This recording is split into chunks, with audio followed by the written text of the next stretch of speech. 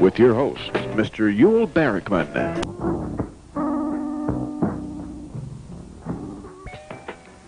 Good evening. Our subject tonight is the news media, fair or foul. This is a rather timely subject, particularly during elections and when there are certain trials or other similar matters going on that whets the interest of the public.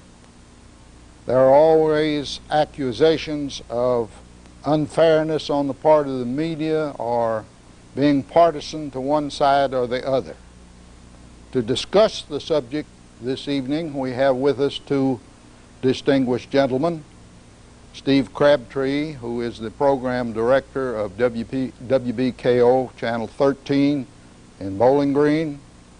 He has also had experience as an anchor, and I learned this evening by overhearing a conversation that he has been a candidate for political office.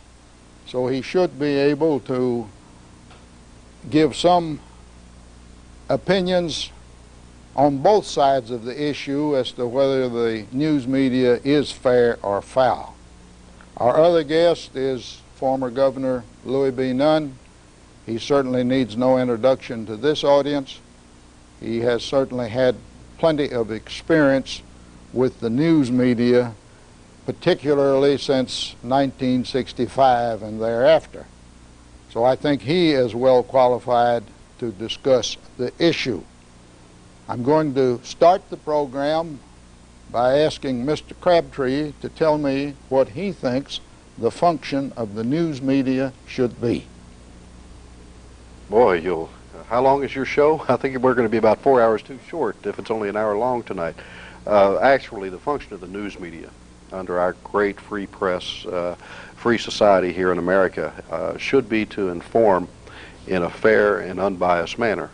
Now, unfortunately, I'll be the first to admit that's not always the case. So, and as you mentioned in your introductions, I'm not necessarily here to defend or grant a blanket amnesty to all members of the news media, as is the case with police officers, governors, politicians, electric plant board managers, and just about every career out there. You've got your good ones and you've got your bad ones. And I think on the whole here in this country, our news media does an excellent job of reporting the news in a timely and fair and unbiased manner.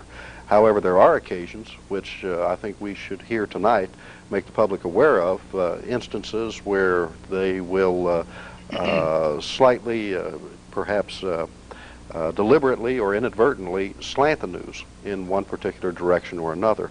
I think far too often, and we discussed just prior to the program, far too often you will hear a journalist, particularly a network television journalist, say the words, "Well, I think," and I think that's wrong. Except in an editorial manner. In most cases, network journalists aren't experts on everything from foreign, domestic affairs, political campaigns, or what have you, economics. There's nothing worse than a network journalist up there giving their theory on the economics or the economic condition of the United States. That can scare the bejeebers out of the folks sitting at home if a reporter who has a degree in journalism and a minor in psychology gets up there and tries to espouse their economic philosophy, which could be hundreds of yards off course. So the public should actually be the judge. The public needs to watch the news and read the news and listen to the news on radio very carefully and not accept every word as gospel necessarily. Well, with most of your news media being privately owned, and of course being as such, it has to make money in order to continue to operate. Now, does that fact create an inherent conflict on many occasions? Not necessarily. And if you could perhaps be alluding to what could be construed as a news organization attempting to sensationalize a story in order to sell papers or get more viewers or more listeners, whatever the case may be, I won't say that never happens. I'll see it rarely out of the Bowling Green, Nashville, Louisville markets, what I'm exposed to. Well, hasn't it happened perhaps in some instances with the reported marital affairs of Clinton when it was first reported by a publication that is not too reputable for being fair and is always looking for the sensational, and then eventually it's picked up by all the news media? That's true, but even a blind hog will root up an acorn now and then, Yule, and I think that's what happened in the case of the Star reporting on Governor Clinton's alleged extramarital affair. The tapes that were played over network television, over network radio, and the transcripts of which we read about in some respectable national publications, the Washington Post, the Wall Street Journal, just to name a couple, you know, that gave an account of something concerning a man who's asking you to vote for him to be President of the United States. And I think that a candidate for any public office needs to be aware that his personal character is going to come under great scrutiny, as Governor Nunn will attest to. And if this type of individual, or if any candidate for public office had an extramarital affair, and then perhaps, and I say perhaps here, or allegedly lies about it on top of it, I think that's something that the American people need to know about and need to see. I want to know the moral fiber of the candidate that I'm voting for. I want to know what kind of man or woman it is that I'm voting for. And I mean everything about them from the time they were born. We had an instance with a candidate for governor here in Kentucky last year who greatly over-exaggerated his educational resume.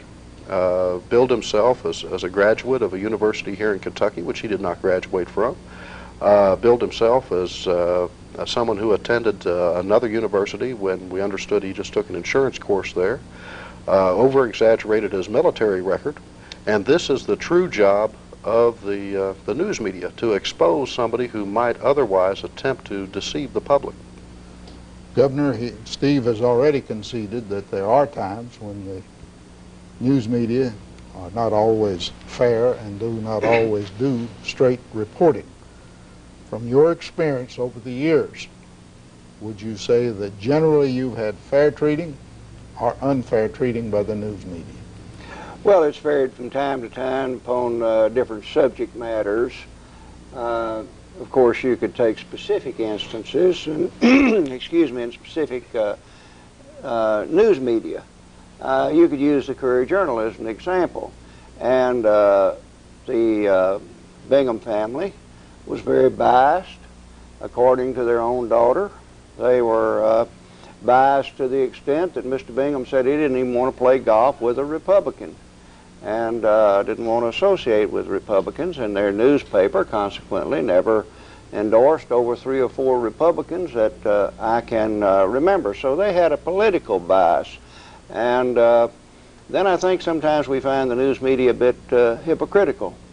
That same family who advanced the causes of race relations, and that was fine. But in their own home, they practiced, according to what the family said, and I guess that's as good evidence as you can get, they practiced a different philosophy and referred to their help in a manner that's not publicly acceptable or should be privately used. So when you find people that have a built-in bias like that, and they have many people working for them, some young reporter, he reads the editorial page, he's not going out and challenge his editor. And yes, I've experienced that situation primarily from the Courier-Journal, but I expected it. It wasn't anything new, wasn't anything I didn't expect. I've had it from others. But by the same token, there have been some papers that have given me some breaks. But let's face up to the fact that the press can be, and they have been, manipulated. Bert Combs and I were great friends. We developed a relationship along with Governor Breathitt, the 3 of us, and we discussed many state issues and many matters of public concern in this state. But Governor Combs had the best method of anyone that I know while he was governor. He had several of the newspaper people on a personal service contract. And by doing so, when there was a story he wanted out, why it went out. When there was one that wasn't too good, why maybe they got just a few lines. Another example of showing of how the press can be used. In Lexington, as you will recall, we had two newspapers, the Lexington Herald and the Lexington Leader. The Leader was a Republican paper. Fred Wachs was the editor, and he wanted it to be a Republican paper. And as you know, the paper was owned by the Stoll family. So in order to give balance, they let the Democrat Party choose the editor of the Herald. And the Democrat Party's choice was the one that wrote the editorial and wrote the news. I was favored by the Leader and criticized, and everything that could be said was said about me in the Herald. So there was a reason for it. Wachs was for me, the other side was against me. So I took advantage of that situation at a Rotary Club and pointed out that the editor of the Herald not only was chosen by the Democrat Party, but he was on a personal service contract with the Democrat governor. So once that was explained, the people knew, then they could put it in proper perspective. Now, I must tell you that it takes a lot of intestinal fortitude to stand in front of 500 people and take the editor of a paper and say to the public, you're prejudiced because you were chosen by the Democrat Party and you are on a personal service contract for $18,000 a year. But the public understood it, and then when those who read the paper, and if you can get that disseminated, they can put things in proper perspective. But without knowing it, the people are hoodwinked by the press sometimes. But I don't have any quarrel with the press by and large. I've been around a long time. I've had some advantages that people have taken of me. Some of them weren't too far away from home.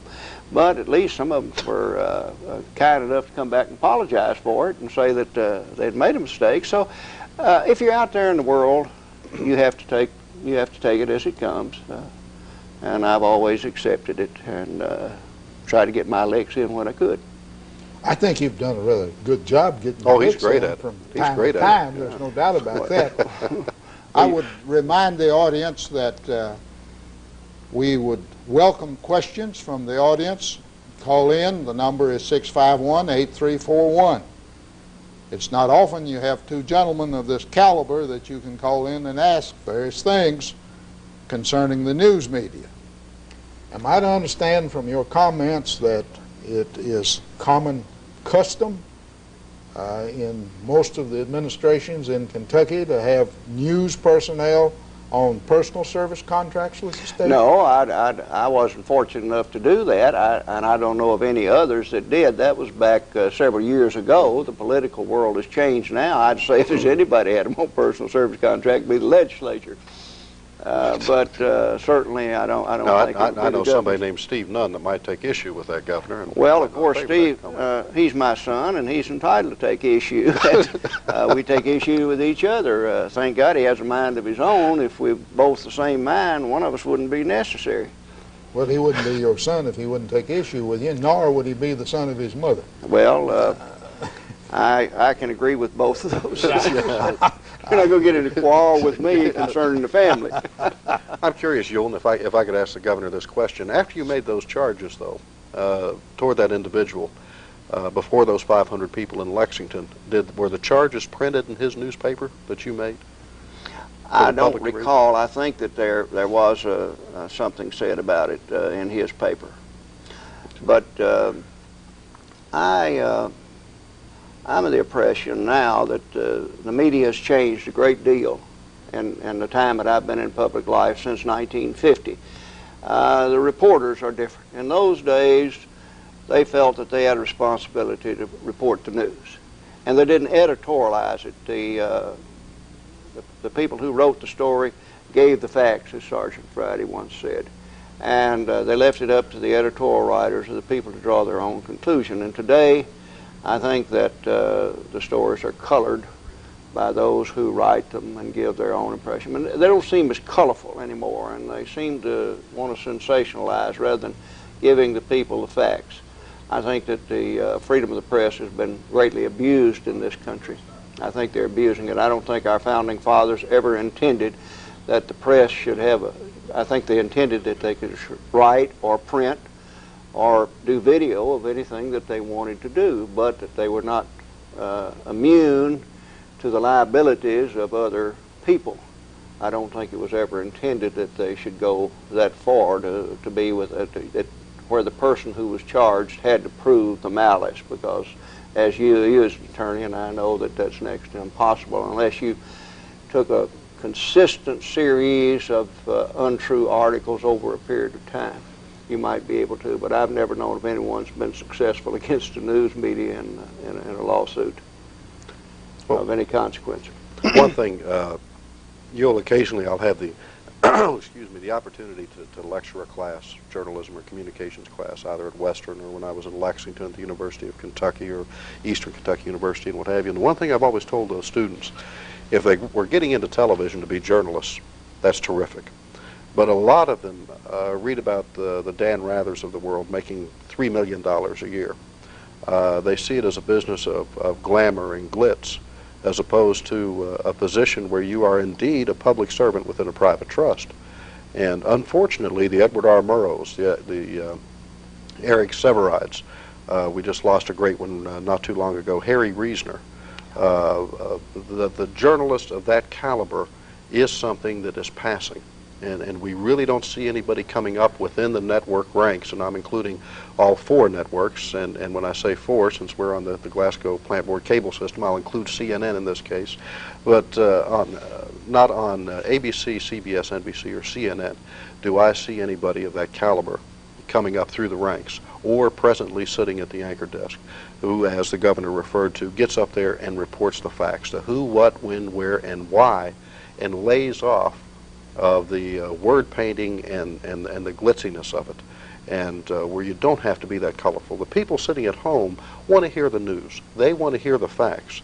And if there's one thing that journalists are guilty of today, and I include those in my industry of television, radio, and newspaper, that is of actually insulting the public and more or less forming an opinion, over-editorializing, trying to be too colorful rather than just giving the facts, and let the public sit at home. They're intelligent people, and let them make their minds up about what the facts of the story really are.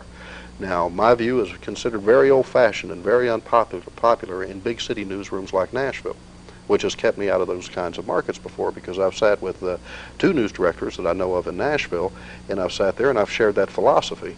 And I could tell instantly that they start backing away from their desk and they're ready for me to walk out of the office, because you're starting to see the larger markets, Louisville and Nashville, not so much Bowling Green, where we just stick to the basics because that's all we really have the equipment and so forth to do. But you will see the larger markets, such as Nashville and Louisville, get into the glitz, the glamour, the fancy moves, the DVE, ADO, all of the aesthetic things of a newscast, and they will take the facts of a major story and try to condense it into a minute 30. If we have a major story concerning the Western Kentucky University Board of Regents or something like that on WBKO, we'll spend 3.5, 4 minutes on it. You know, and that's a no-no in the industry. But you're doing the public an injustice also by trying to condense 4 minutes minimum worth of news into a minute 30, and at the same time not getting the facts across and being too glitzy. I have been told that the schools of journalism these days encourage the students to editorialize in a news story. Is there any basis for that? I don't know of anything such as that, but what they're told to do is word paint and be more colorful in their writing. And there are times to be more colorful. If you're doing a feature story about a boy in Kingdom Come in Harlan County, Kentucky, who still makes a handmade ukulele, that's a time to be colorful. If you're covering a proposed tax increase before the state legislature or a bottle bill or something like that, that's no time to necessarily be colorful. You know, there's no need for it. Again, you get back to the who, what, when, where's, and whys. But now, if you want to be on the cutting edge of television journalism these days, you will do those things. You will be colorful. You will word paint. You will try to end your story with a colorful quote from a colorful individual within the story. That is what they're telling people because they're saying that's what appeals to the top 100 markets, the larger market TV stations. That's where they're going. TV news is starting to get this entertainment slant where they see a need to entertain the public as opposed to inform the public. And that is a very dangerous fine line that is constantly being crossed, that I see anyway in the markets that I'm exposed to. I think it's very important because we've become a nation of 30-second impressionists. They look at the way Dan Rather holds his mouth, or the Sure. way that someone lifts an eyebrow when they make an expression. And the public, as Steve said, are very intelligent. The thing that's most disgusting to me is after the President of the United States has made a speech on all networks, why 6 people have to come on and tell everybody what he said. I think it's they're talking down to the people. I think that the people understood what the President or anyone else that was on the television had to say in that period of time. So I think that in those instances we sometimes see the bias of the individual reporter come through. Some reporters may have covered civil rights matters and they have strong emotions about it. They will play off on some particular part of a comment. They will take a part of it out of context. They will try to interpret what was said, and I think that that's one reason that I've always thought that some advice my mother gave me was right good advice. She said plain language is easily understood, and it may be harsh and seem harsh sometimes, but when you tell the people exactly what you think, then they don't have to say, well, do you suppose that he or she meant this? And I think they meant this, and they tell it to the third party and the fourth party, and by the time it gets back to you, it's not what you meant at all. And so I think that I agree with Steve that the press has a greater responsibility today than any public official I know. I'm talking about the press as a whole because, example, the editor of the Courier-Journal once said that they thought it was their responsibility to set the agenda of thinking for the people of Kentucky.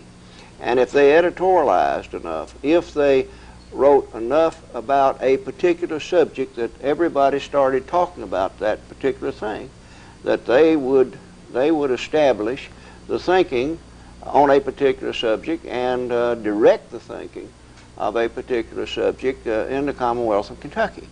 And I don't believe that that's necessarily the role of the press through some biased editor or biased owner of a station to continuously play something and establish it. So if that is their purpose, if that is their objective, and whether it is their purpose or not, they are, to a great extent, establishing the thinking process, and particularly the children. You know, it's so sad that the advice and the admonition of Edward R. Murrah on the use of television was not followed. I so much admire that man and what he thought television could be used for. It's the greatest thing that's ever happened in the way of communications because it involves 2 senses. People live and move by their senses, and it's what we see, hear, smell, taste, and before we listen, now we see and we hear at the same time. So it's a very moving instrumentality of communications, and it can be very forceful. And therefore, I think that we need to guard what is watched on television. I'm always amazed at the people who, for some reason, want to go out here and tell them what they should put on television. And the mamas sit around and the papas sit around and say, oh, I wish my children didn't have to look at that, and all they got to do is get up and walk across the room and turn it off. Or most of them wouldn't have to walk across the room. They could push the button and flip to another channel or turn it off. But it's invaded our homes. It can be as detrimental as it can be advantageous. Well, now, that's my opinion on the video part of it. Now, if we want to go back to the radio and the newspaper, we'll talk about those. I don't think that too many people would disagree, but I want to get back to this matter of where editorializing is used in a story, whether it be the press or television or what news media, and I think we have conceded it does occur. How are you going to avoid it? I don't think that you should. I think that the owner of the paper and the editor of the paper should have the right to editorialize and say whatever they want to. The public must know that that's just one person's opinion, and the editor doesn't have any monopoly on brains or knowledge, either one. And if the editor, whatever the editor wants to write, let the editor write.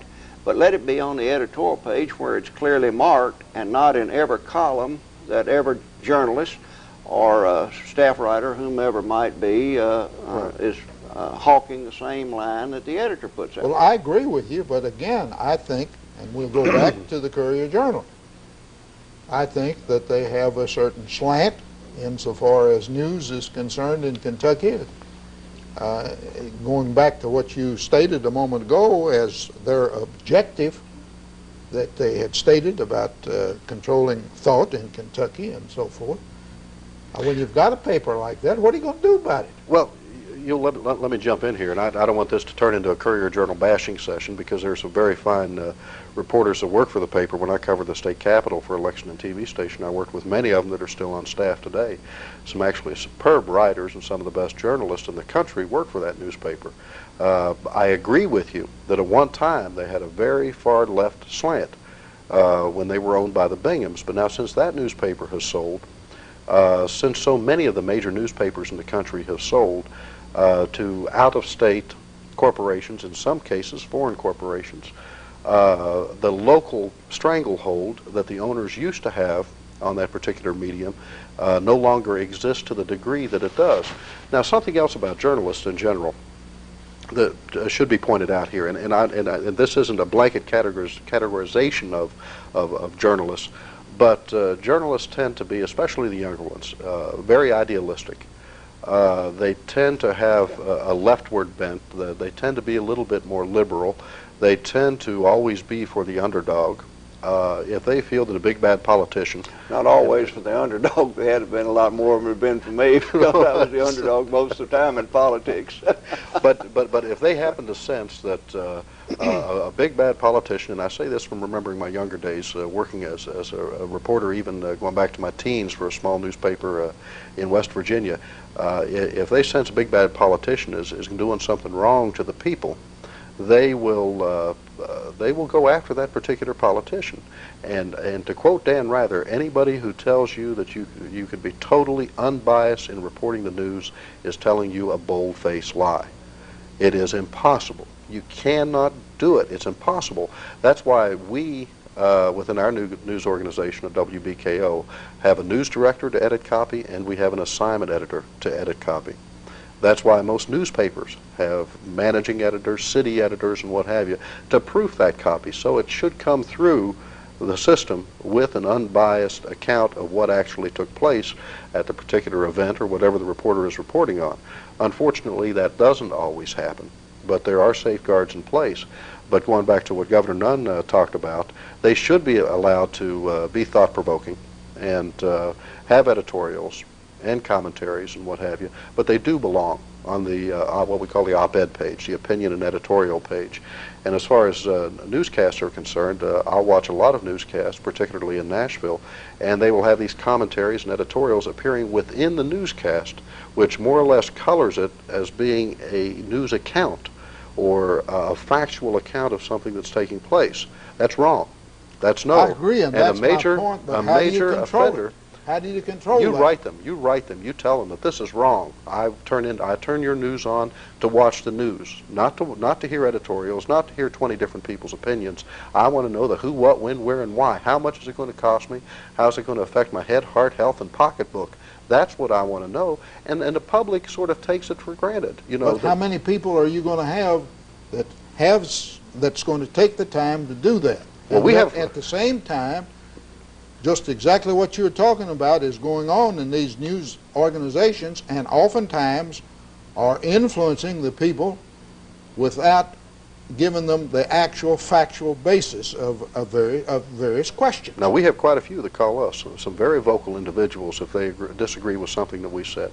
But now what we do, what I was going to allude to, if I can just briefly get back to that, we separate. Now, anytime we do an editorial, as we've done one recently, we do it after our newscast closes, and then we do the editorial. We put as much distance between the actual news and the editorial as we possibly can. Now, that's our personal company policy at WBKO, and it's one I would like to see all television stations in the country abide by. But they don't.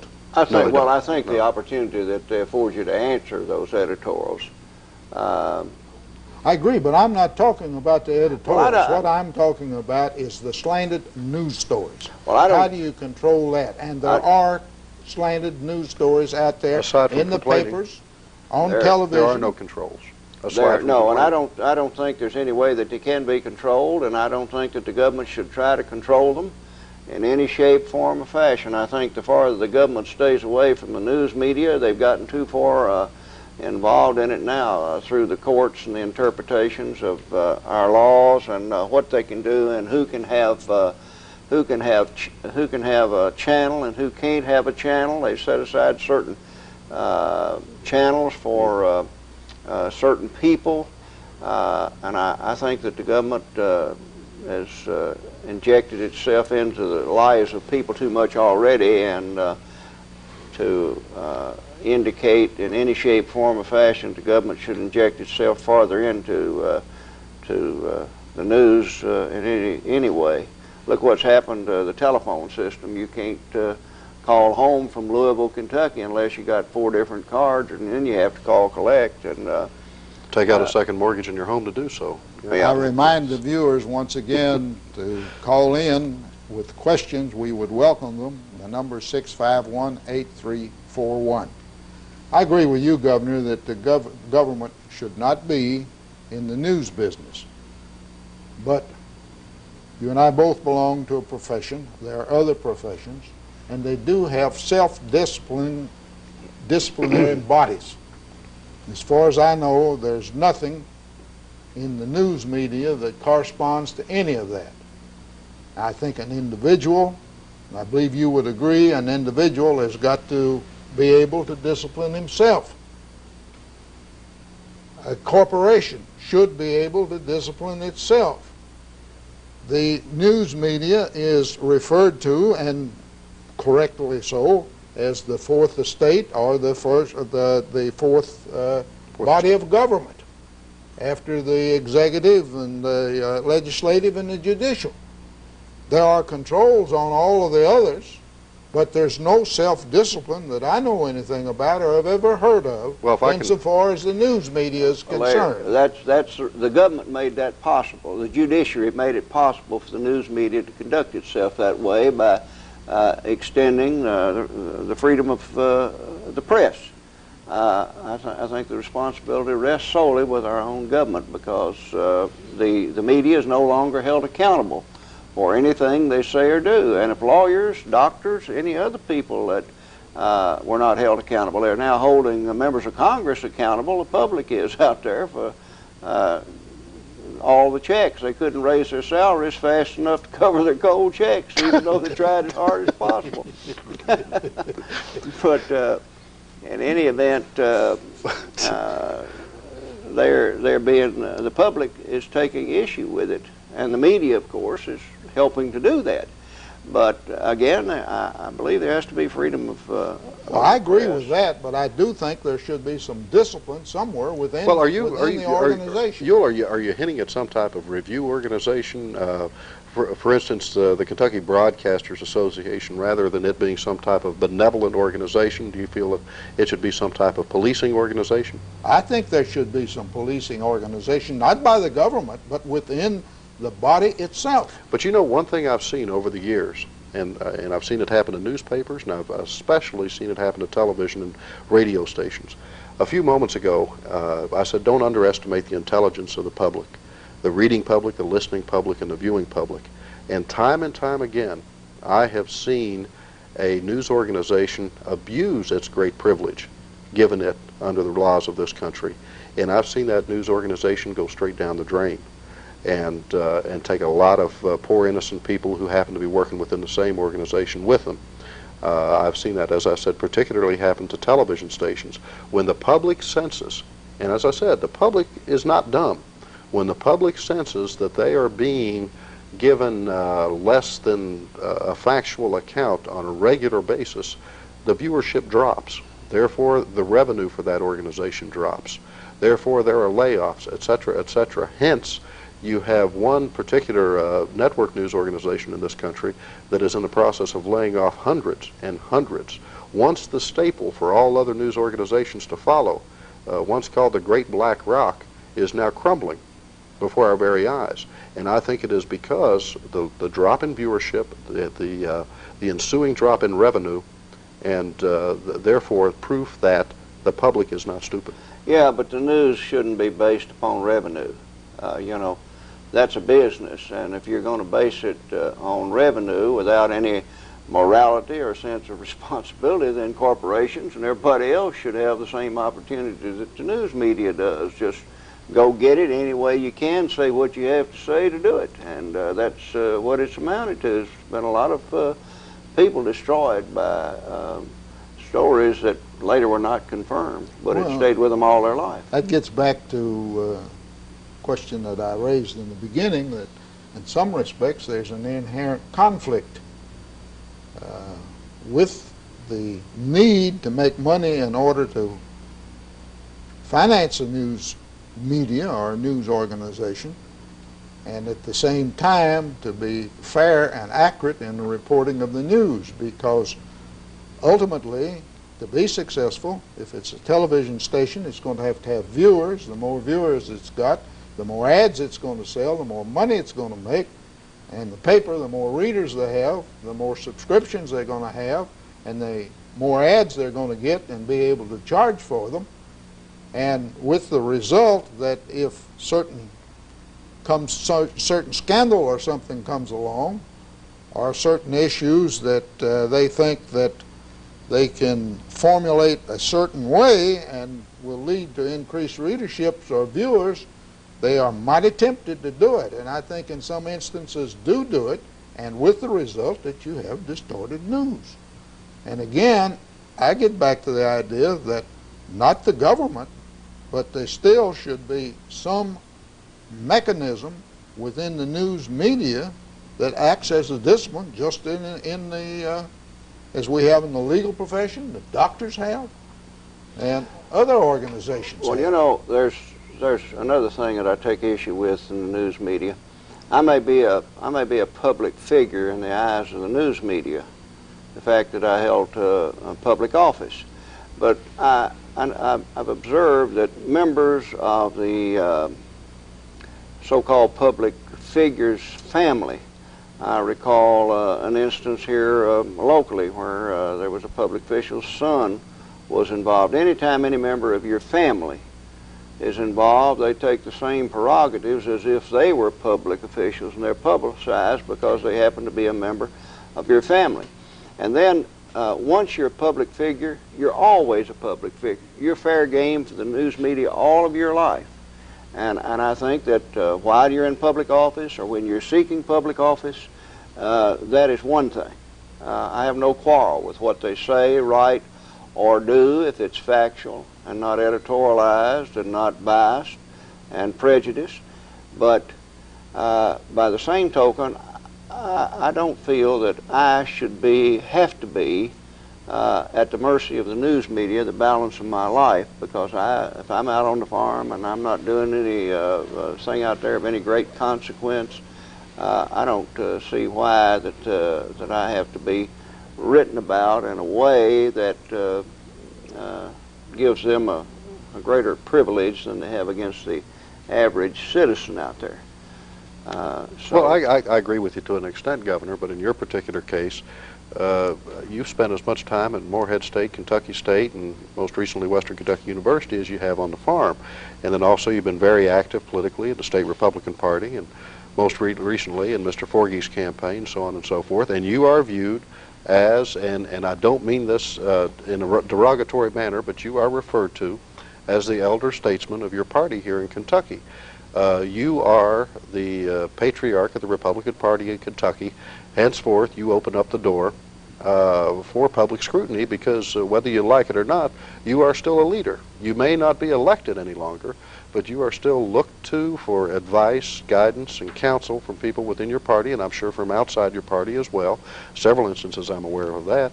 And therefore, the news media feels that this remaining leader, his life is still open to the public.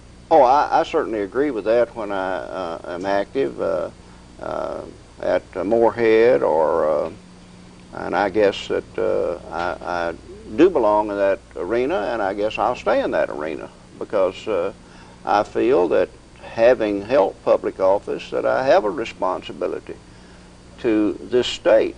I feel that I was put in a position where I was the beneficiary of information and experiences that can be helpful to other people. So I hope, as long as I live, that I will continue to participate in matters of public importance and public significance, and intend to do so. And I don't intend really to be run off from anywhere. Well, I don't imagine you will be, Governor. No, my money says he won't be, but anyway. Particularly when I'm working free. I doubt that you're going to be run off from anywhere. Let's get back to this matter of where you have a reporter for whatever news media goes out and interviews somebody, and then goes back with a story, and there's always condensation.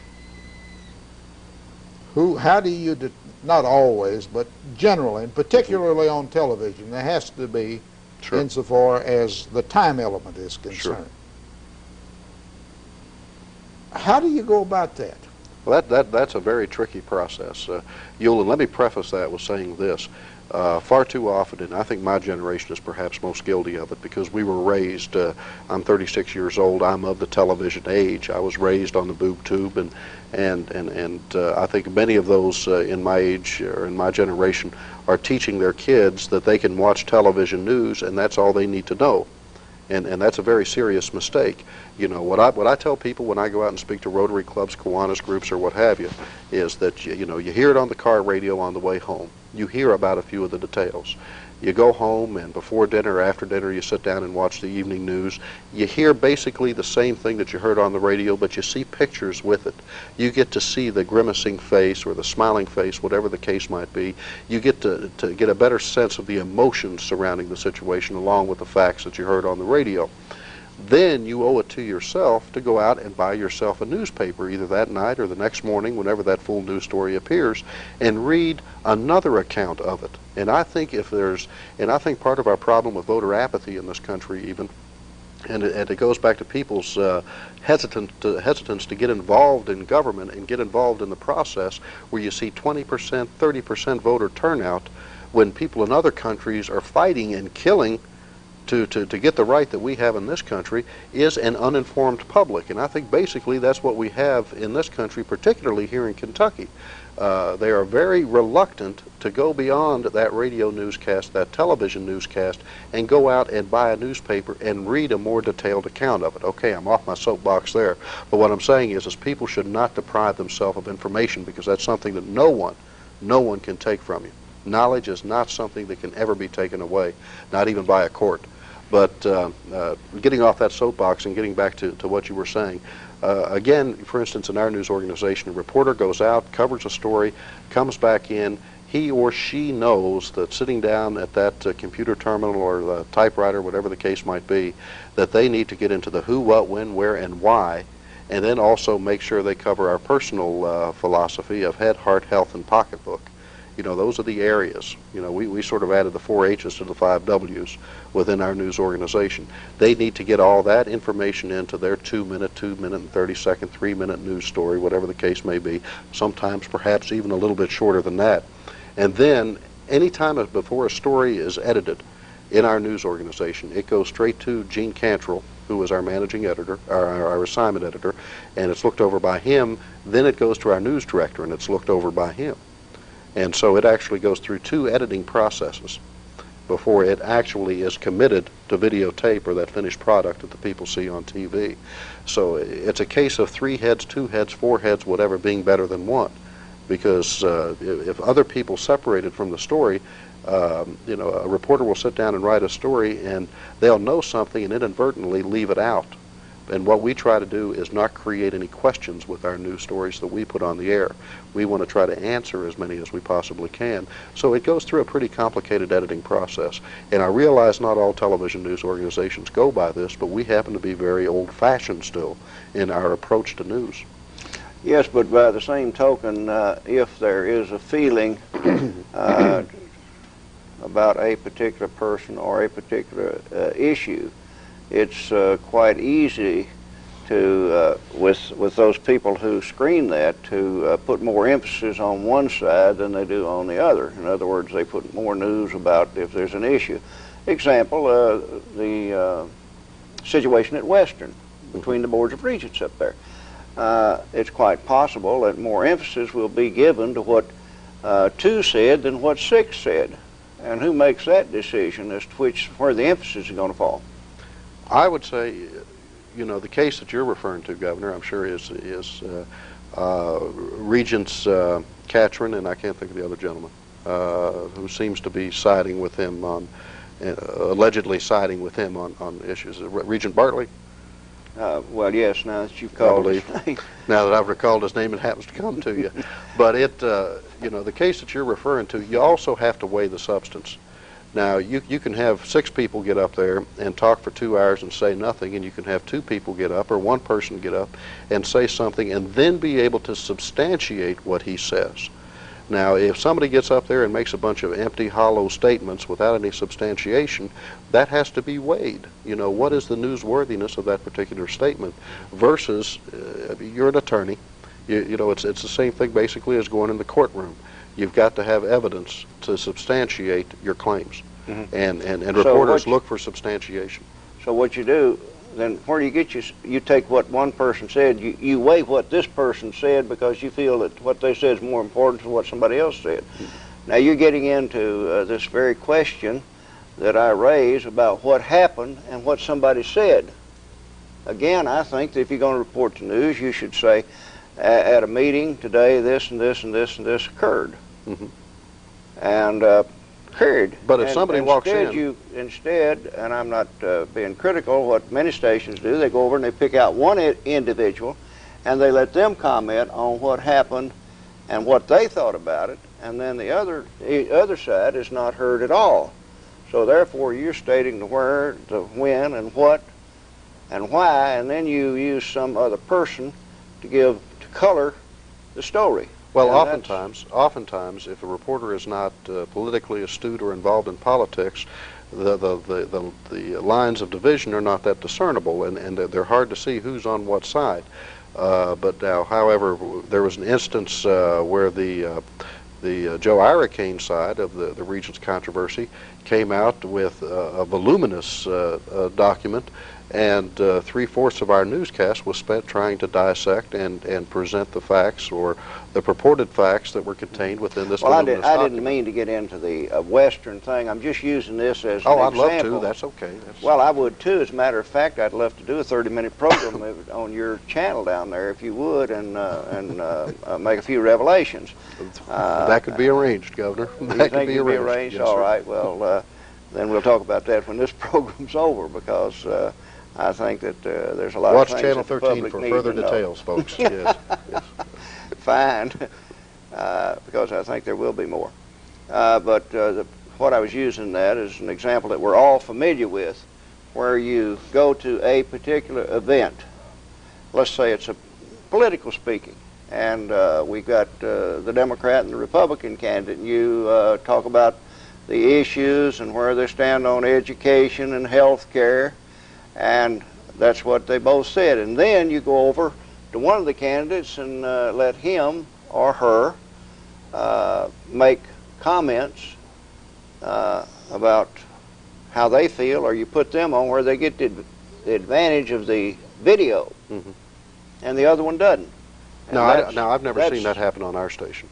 Now we always, rarely, and there have been times where we haven't been able to reach the other candidate in a political race. And any time during a race, also within our news organization, if I can point this out, our news director keeps a scorecard.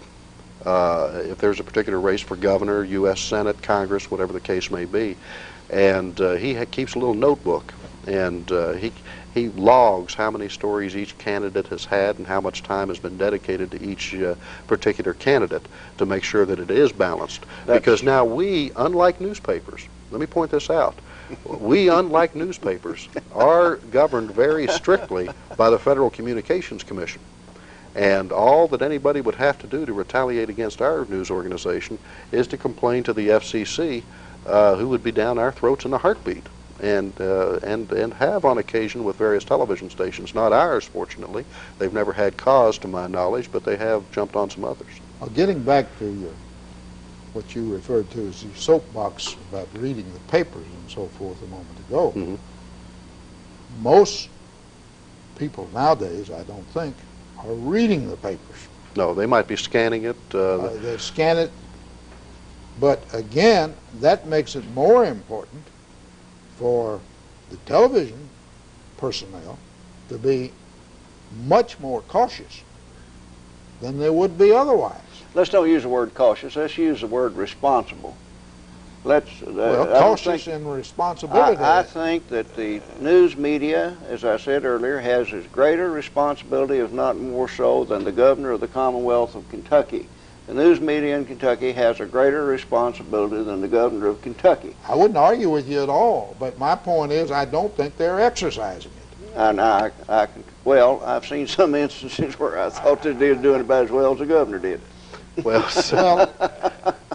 I think that you're trying to compare apples and oranges there. And, no, I'm talking about responsibility and to the public. That's the important thing, is to fulfill your responsibility. And again, I don't think you can legislate it. I don't think the government can control it. I think that it has to fall into the hands of people of integrity and responsibility and concern about the common good, the public good.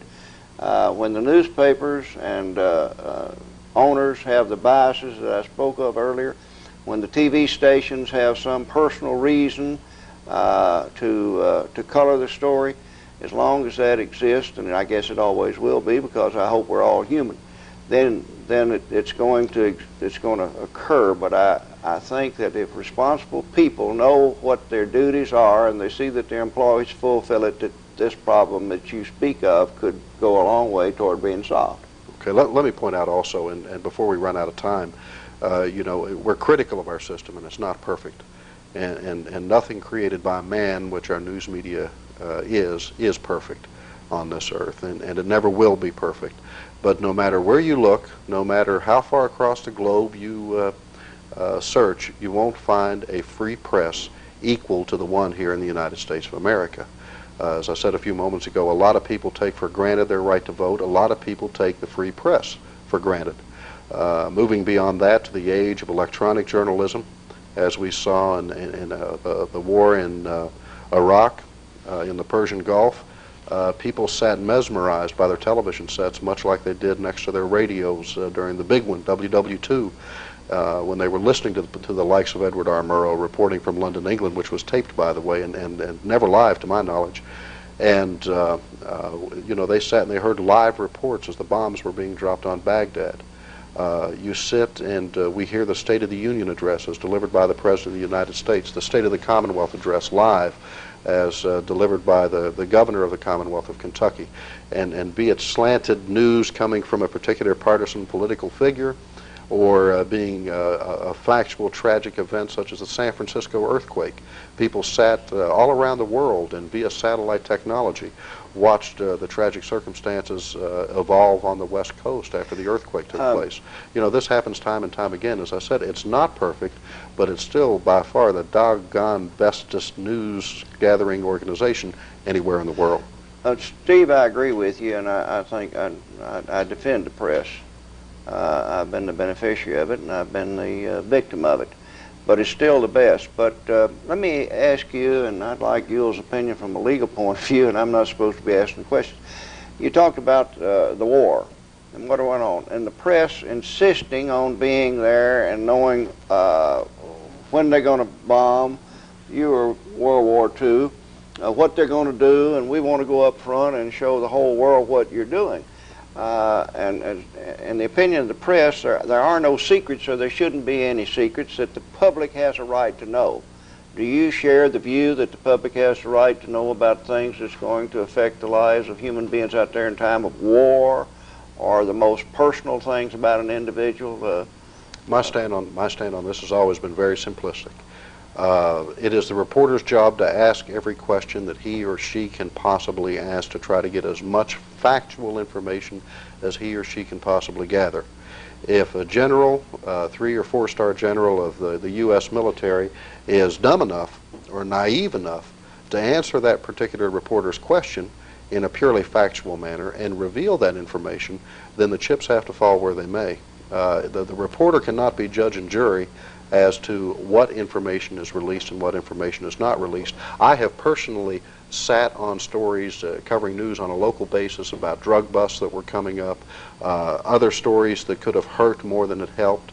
And, you know, I was very uncomfortable when doing that. I would have rather not known about that drug bust coming up and having to sit on it for a week when I knew that 23 people were going to be arrested. But I have done so in the past myself.